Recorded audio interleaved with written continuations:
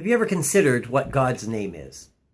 Well, Moses did in this passage that we're reading this week, because Moses needed to be vetted, as it were. He wanted to tell the Hebrew people who it was that was the God of their ancestors, and God gave Moses this name.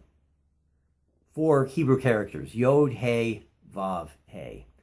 And no one can really quite say what that means, or even exactly how it ought to be pronounced. If you take those characters and you put them in English, you get YHWH, where we get the word Yahweh.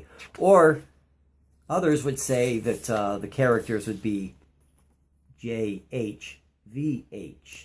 And it's from this that we get Jehovah. But Jehovah is a made-up word.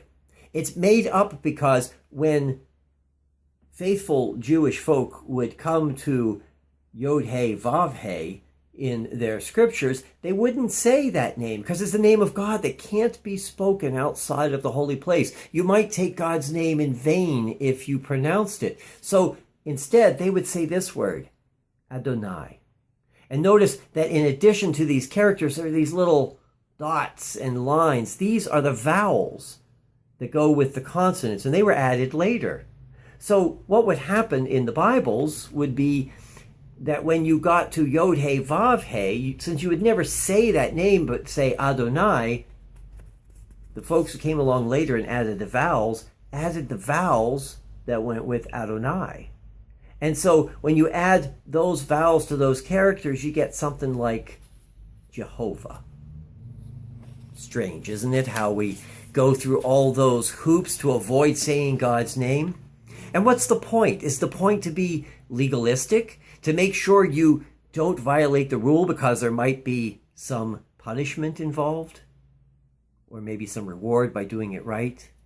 We have to be careful when we are legalistic. Now, there are reasons for it. For instance, I don't like to think of God as any particular gender. That's limiting God. So I don't use, as a practice, I don't use any pronouns for God, he or she or they or anything of the sort. And so it means that sometimes my language about God gets a little awkward because I keep saying God instead of saying he or even she. And what does that do for me?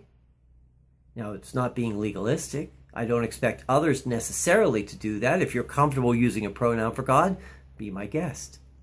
But I think by stopping every time I need to repeat the name of God, it makes me remember just how great God is. That God's beyond any box that we might put God in.